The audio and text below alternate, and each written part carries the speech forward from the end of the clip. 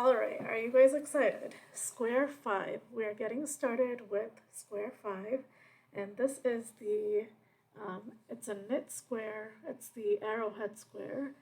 So basically the way it's worked up is in this direction, and you just do the knit stitch all the way to the top, and then we embroider these arrows on using the duplicate stitch. Yep, it's exactly like the knit duplicate stitch, how you stitch onto, how you embroider onto a knitted project. It's pretty much the same thing. So I'm going to take you through that. It's super fun. It's a great little technique to use if you don't like doing color work, so I'm going to take you through. You are going to need about 70 yards again of the parchment color, and then maybe, let's say, 20 to 30 yards of the white, just to be safe. It's literally just stitching onto the square, so you're not going to need a lot. Let's get started. Alright, now we are on to the 5th square in the Wild One Blanket TCAL Tunisian crochet along. Thanks so much for following along. Today we are going to make the arrowhead square, and this one's a little bit tricky. It's a little bit different because we are working the Tunisian knit stitch, which is going to be worked this way. This is what it looks like when you work it from bottom to top. And then we are going to use the duplicate stitch to add on the arrows. We're going to embroider the arrows on here. And I want to do it this way rather than doing color work because it's a different technique and it's always fun to learn new techniques. We are going to use double-stranded yarn for the white, with the white. And let's get started. We're going to need about 60 yards of the, 70 yards of the parchment color, and about, say, 20 yards, 10 to 20 yards of the white. And today I'm using my Radiant Weave Crochet Interchangeable Tunisian crochet hook in J10 6mm. With the cord and stopper, and I'm using comfy worsted weight yarn in these two colors, in the parchment and white. So let's get started. First we are going to chain 30. We are going to chain 25 for this square, because the stitches on in this knit stitch are a little bit tighter. They're a little bit shorter and wider, I think. So we're going to need less stitches for this square. So I'm going to do 25.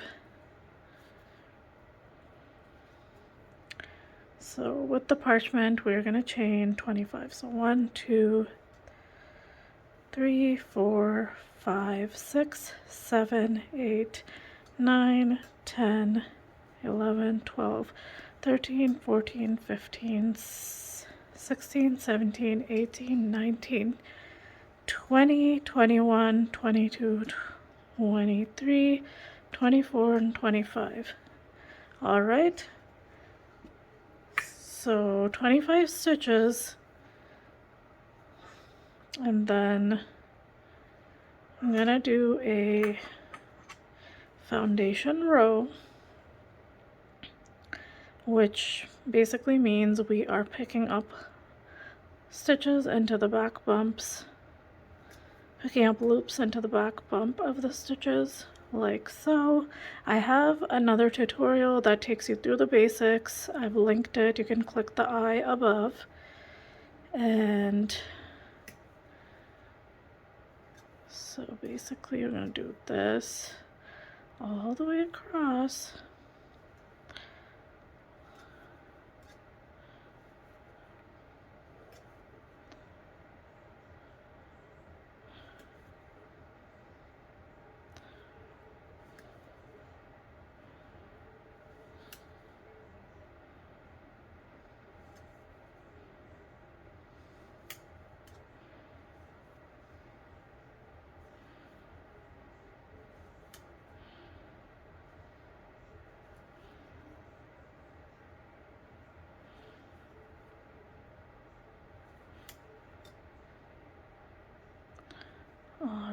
right, and then we're just gonna do, oops, picking up the last stitch here. Then we're just gonna do return pass as normal, so chain 1, then pull through 2 loops all the way across, like that.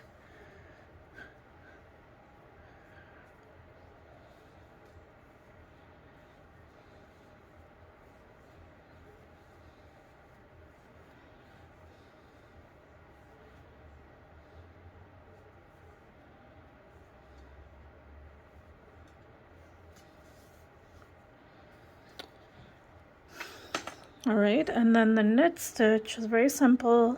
The way we do it is we are going to go into the next vertical bar, but instead of working in the front, we are going through to the back and pulling up a loop. That's literally it for the knit stitch. You're going into the vertical bar, going through to the back, pulling up a loop. And we just do that all the way across. So instead of working in the front, you're working into the back here. And I'm just gonna go across. And I love this stitch because it mimics the knit stitch really well, like the knitting knit stitch. So you can't even tell the difference that it's actually not knit, it's crochet. So I'm gonna go across. We are going to just do the knit stitch across and just work into the last stitch, work under both loops, and then just chain 1 and then pull through 2 loops all the way across.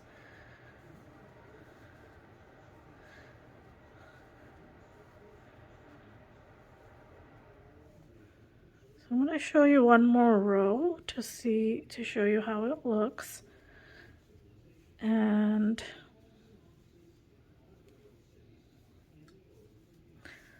right.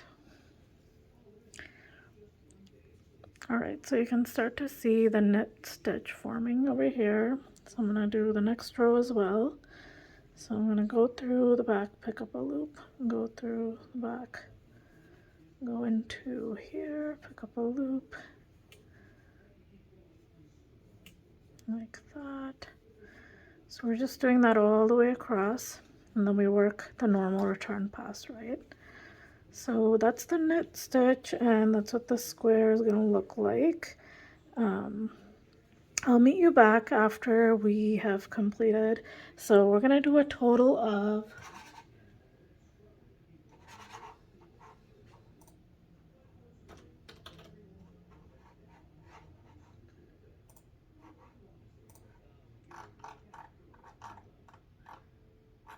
So we're going to do a total of 30 rows, and I'll meet you back once we have completed all the rows. But basically this is just, you're just doing the knit stitch all the way across, and then we'll come back and I'll show you how to do the duplicate stitch. But basically we are doing the knit stitch all the way to 30 rows, and then we are going to turn it upside down, because when you actually do the knit stitch, when you work it up, it looks like this. And when you're working the duplicate stitch, you're working into V's. So that's why we turn the piece around like that. So I'll meet you back once I've completed 30 rows and we will do the duplicate stitch. Alright, so I've completed a little sample. I didn't bind off, but I'm going to show you how to do the duplicate stitch on here. So this is what your finished piece is going to look like. You'll see that the knit stitches look like this. So they're like upside down V's here. But what we want is the actual V's. So we're going to turn it around just like that. And then we're going to work the duplicate stitch. So we're going to need a strand of the white yarn. We're going to do a double strand so that it's thick and you can see it on top of the yarn. So I'm just taking a piece like this, and just doubled it over, and I am going to take my needle, yarn needle, and weave that through. And then the first arrowhead is gonna be 4 rows down and 7 stitches over. So from the top here, so 1, 2, 3, 4, which is actually the bottom. So this is where we started our square, but since it's upside down, we are gonna call this the top. And then count 1, 2, 3, 4 rows down, and then count 1, 2, 3, 4, 5, 6, 7 stitches over, and we are going to work into this stitch here. So we're going to go into the bottom of the V right here. So I'm going to go into the bottom of the V below it, and then we're going to pull this up and make sure you're leaving a bit of a tail back here. And then we are going to go through the 2 legs above it, above that stitch. And then we are going to go back in to the same place where we came from, like that. And that's our first duplicate stitch. So we are going to continue that. We have to go down diagonally.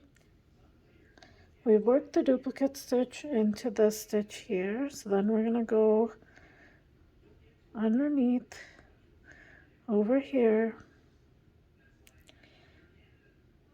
I'm going to pull up our yarn, and then we want to go through these 2 legs, and then we're going to go in again.